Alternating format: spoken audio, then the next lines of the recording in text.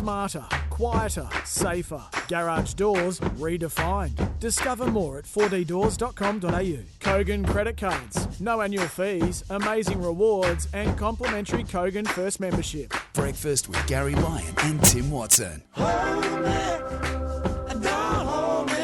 Hey, great to have you with us. It's a Wednesday. It's the 20th day of October. It's the day the NBA starts. Today is the NBA starts today, doesn't it? And here we are talking about our most exciting export in recent times anyway, Ben Simmons.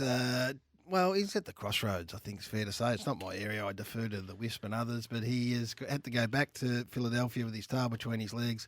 It would appear the last place he wants to be is at the 76ers, and I also suspect it's the last person that the 76ers want to see there. That's the way I'm reading it, Whispers. Well, it's pretty right. It's worth just revisiting historically what's happened here a bit, okay? So they go after James Harden last year. They throw his name up as part of that deal. He doesn't want to go as part of that deal last year. Which is just business in the NBA. But he's got a contract too. But it's still business. Yeah, understand that. But it works both ways, doesn't it? Like, we all understand that, okay? If your team is trying to get rid of you when you still have a contract, and then Adam Treloar style. That's right. Then you try and break the contract the other way because it suits you, then everybody gets up in arms about that, okay? And then post that playoff game when he didn't take the shot and the coach said, look, I'm not sure what we're going to do about him, and then Embiid had something to say too about he thought that was the moment that the game changed too, right? But you can get over that with communication and understanding. You've forgotten one thing, though. What's that? What sort of sheets is he on? Well, he's on a franchise style deal. I want to establish that. He's not just a player. He's a franchise player. No, that's right. But he thinks that they don't want him, and they demonstrated to him that they didn't want him at that time. They were prepared to do a deal to get James Harden in, right? So maybe not that they didn't want him, but they wanted James Harden more. That's right. But aren't they one and the same thing? No.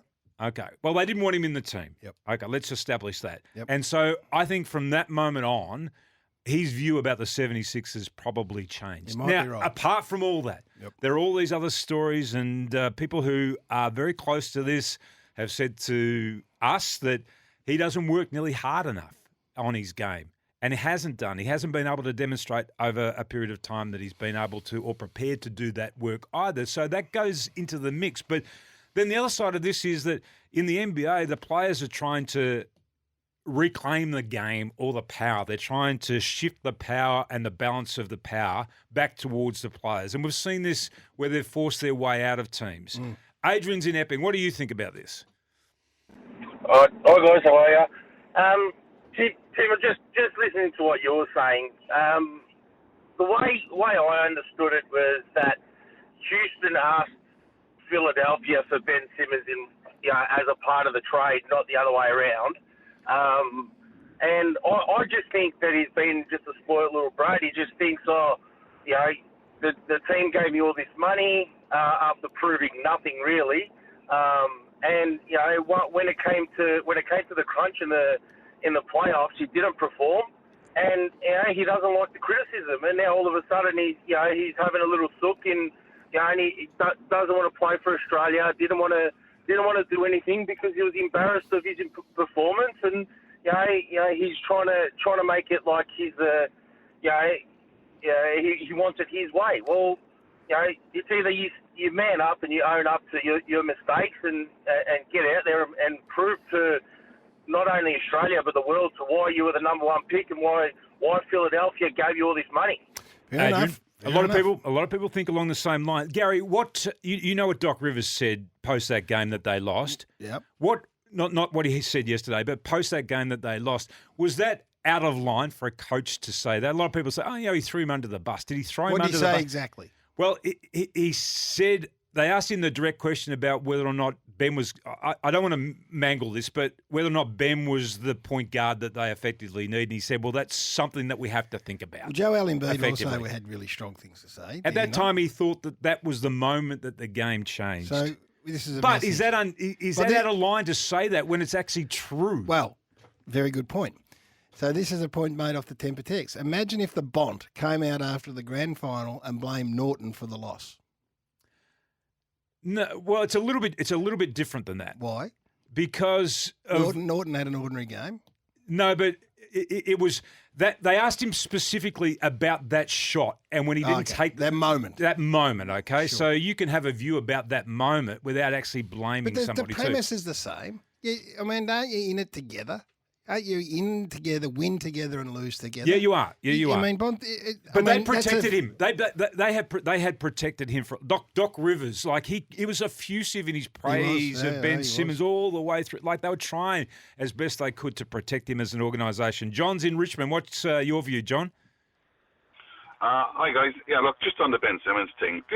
I think I rang up about 3 years ago about this. Is that they didn't put him in situations at the end of games where they forced him to take a shot. When they were like blowing out games and they're up by 20, 30 points, they should have put Ben Simmons in there and going, right, we're going to run 3 or 4 plays in a row for you where we're going to get you open and you have to take these jump shots.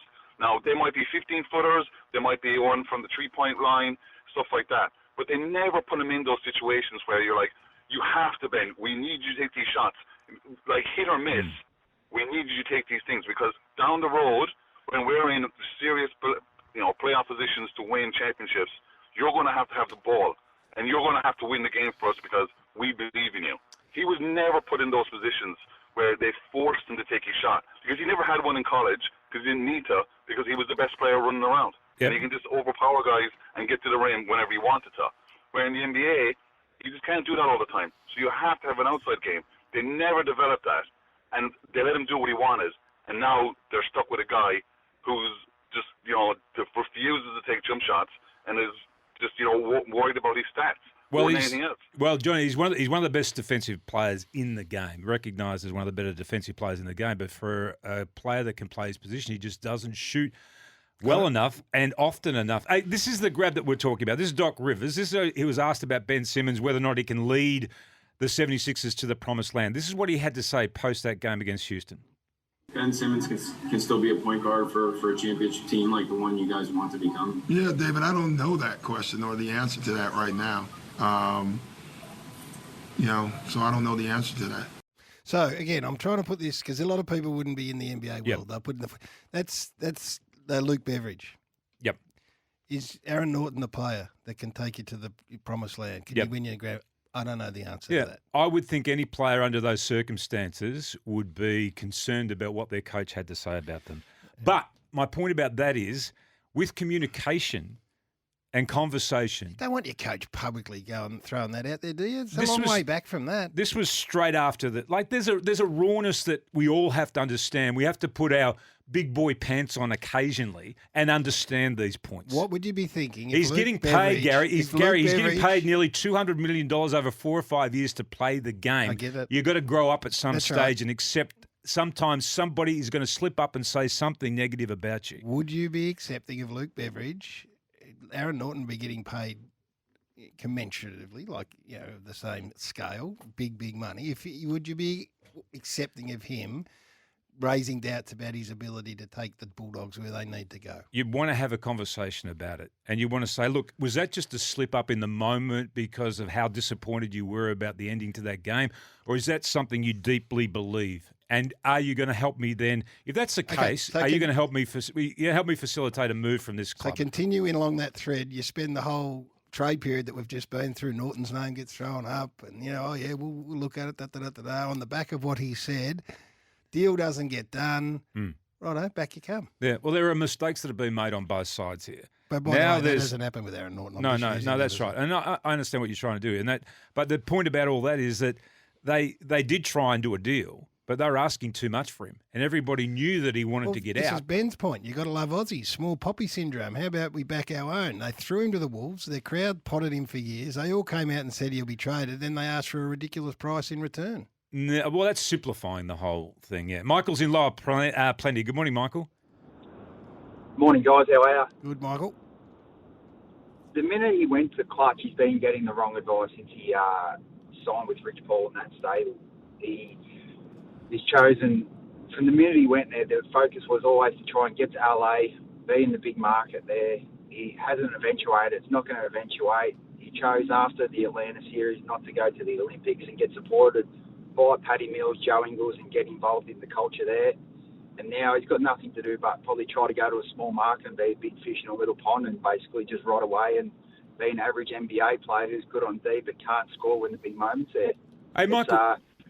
Michael, you make a really good point. All the things that people talk about Ben Simmons not being able to do, Gary, they're not going to go away when he leaves Philly either.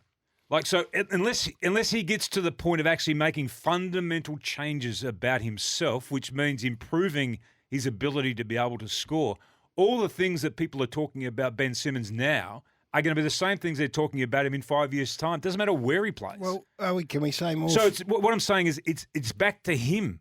He has to make those changes. Can we say more fool you, Philadelphia, for paying franchise money to a bloke that hasn't shot in the past and will never shoot in the future? Yeah, they've made an error in their judgment. Yes, they have. So they're going to. But they would have thought, okay, he's such a young man, he's going to maybe change his behaviours and he's going to be more accountable to making himself a better player, shooting, all those things, right? But he hasn't been able to do that. Oh, there's some silly people. I'm just throwing Norton up to try and give a basic understanding. I know it's about him not taking a shot at goal. I'm just trying to throw it up as an example for those that aren't into the NBA. So, yes, you smarty people out there that understand both, good on you. I'm trying to make it more simple for everyone.